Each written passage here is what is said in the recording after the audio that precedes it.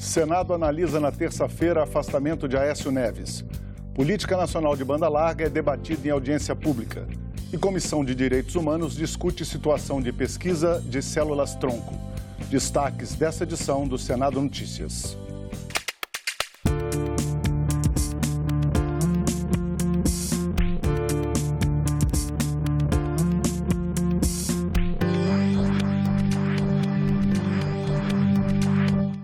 Olá, boa noite. Senadores adiam para terça-feira a votação sobre decisão do Supremo Tribunal Federal que afastou Aécio Neves do mandato.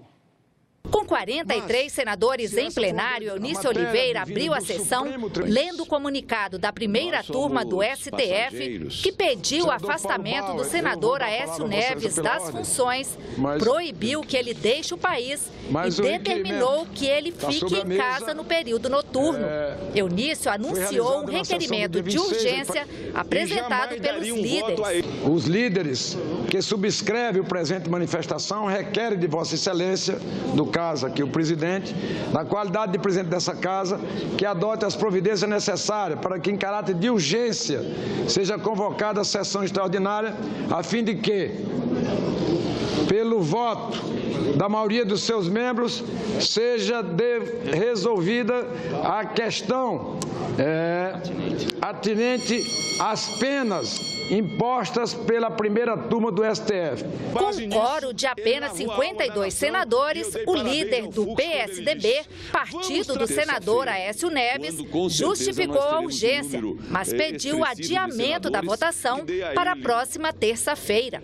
O voto de cada um efetivamente vai demonstrar e vai esclarecer não somente a opinião pública, para a opinião pública, mas também para as instituições, o que o Senado Federal pensa a respeito de decisões que são tomadas nesse sentido. Por isso, o PSDB tem a intenção de ver essa matéria votada com urgência, como colocamos no requerimento. Senadores de alguns partidos defenderam que o Senado não deveria se pronunciar sobre o assunto e deixar a decisão para o pleno do STF. Cabe a esta casa, senhor presidente, elaborar as leis. Não cabe a esta casa julgar as leis. Essa atribuição cabe ao Supremo Tribunal Federal.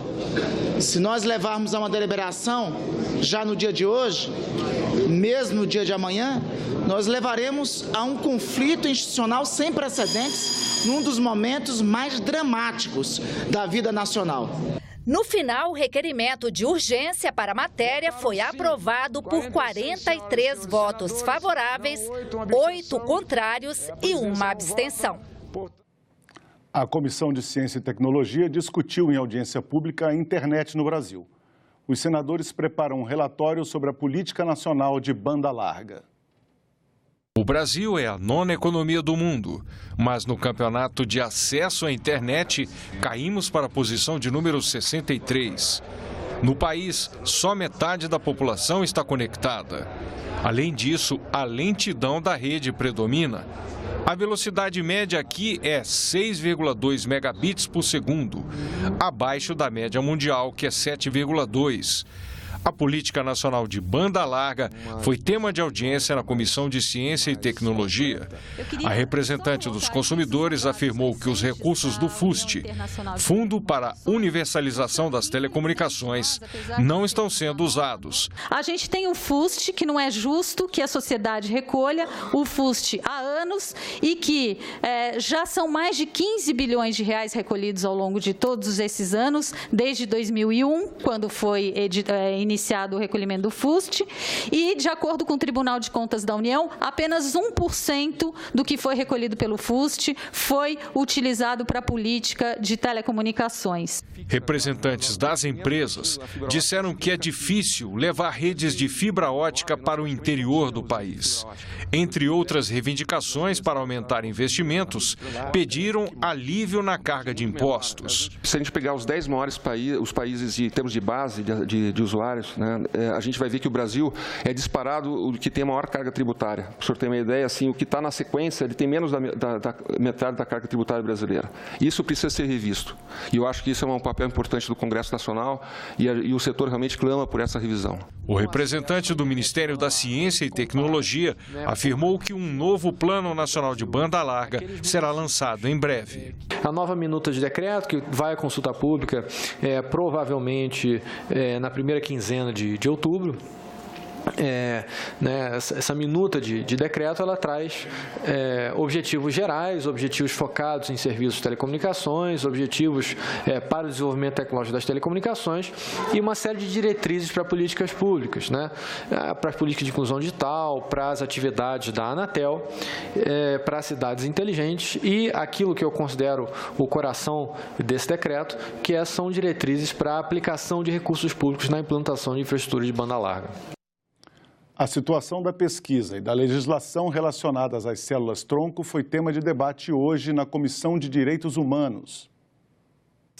Um dos avanços tecnológicos dos últimos anos, as células-tronco vêm despertando muito interesse entre cientistas, médicos e pacientes em razão de seu emprego em terapias de combate a problemas cardiovasculares, neurodegenerativos, acidentes vasculares cerebrais, doenças hematológicas, traumas na medula espinhal, entre outros. São células não especializadas, capacidade de renovação, pode originar diferentes tipos celulares do organismo, pode participar da regeneração do tecido e podem ser obtidas do embrião, do feto e do adulto. A novidade tem gerado debates sobre questões éticas e alvoroçado o mercado e a mídia. A mídia leva para a população uma informação extremamente otimista sobre o uso da célula-tronco e acaba causando, senador, uma série de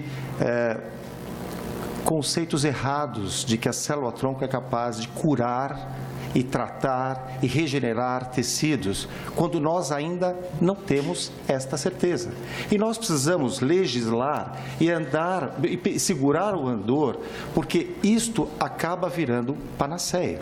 Existem muitos grupos econômicos aproveitando a situação para lançar ganhos financeiros em cima de célula-tronco. Na audiência, o consultor técnico do Ministério da Saúde apresentou dados sobre os investimentos que têm sido feitos na pesquisa de células-tronco. O Conselho Federal de Medicina defendeu a posição da entidade sobre o assunto.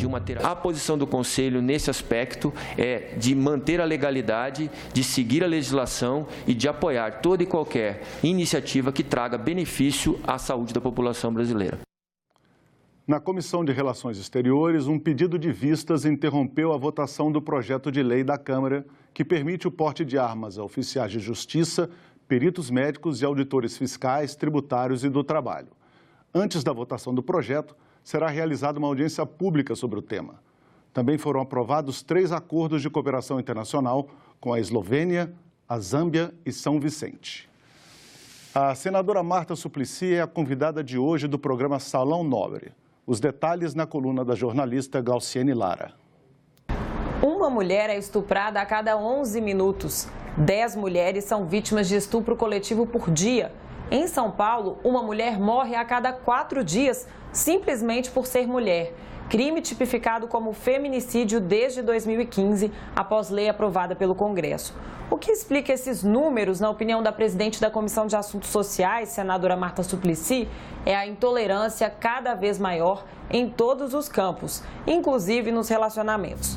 A senadora criticou propostas em análise na Câmara que acabam com o aborto em caso de estupro ou de feto anencéfalo, hoje permitido por decisão do Supremo Tribunal Federal. Outro ponto que Marta considera um retrocesso é a proibição do ensino de questões de gênero nas escolas, muito polêmico entre mães. Para ela, essas questões deveriam começar a ser discutidas desde a creche, para que os futuros adultos aprendam a respeitar as diferenças. O STF discute 7 ações contra leis municipais que proibiram a questão de gênero nas escolas. Outro assunto que o STF deve sair na frente é quanto à autorização para que pessoas transgênero mudem não apenas de nome, mas também de sexo no documento de identidade, mesmo que não tenham feito cirurgia. Marta tem um projeto de lei sobre o mesmo assunto em análise na Comissão de Constituição e Justiça do Senado e que ainda vai passar pela Câmara. Uma pessoa que chama João, mas ele se sente Maria. ele dá o seu documento numa estação rodoviária ou num avião, onde tem que dar um documento para entrar. A pessoa olha, e vê uma mulher, ele não embarca. Então, tem situações constrangedoras assim, mas tem constrangedoras mais sérias, que é no emprego. A pessoa vai pedir um emprego e não bate. Como é que vai? Aí aparece o preconceito disfarçado, a pasta não tem vaga, sei lá o que acontece, mas a pessoa, ela não consegue um emprego. O Salão Nobre começa às 8 da noite, depois do programa Argumento. Privatizações. Esse é o tema do programa Argumento de hoje com o senador Paulo Rocha. É um crime a lesa pátria. Por isso, não só setores estratégicos que envolvem a vida humana tem que ser papel do Estado. No máximo, tem que fazer concessões, conceder para o setor privado, porque às vezes o poder público não tem capacidade de investimento, né? Então chama o setor privado para ajudar nesse investimento e concede para que o setor privado explore por tantos anos, mas que este patrimônio passa a ser do Estado brasileiro, é do Estado brasileiro. Então nós somos contra isso e por isso nós vamos provocar esse debate aqui nas várias comissões para que, vamos dizer, o governo venha aqui e esclareça e justifique por que estas iniciativas de privatizações do nosso patrimônio e que em outros momentos não deram certo, não pode dar certo agora. A entrevista completa você assiste no programa Argumento, que começa daqui a pouquinho, logo depois do Senado Notícias. E nós ficamos por aqui. Você pode rever as reportagens dessa edição na nossa página na internet, senado.leg.br/TV. Muito obrigado pela companhia. Continue sintonizado aqui na TV Senado.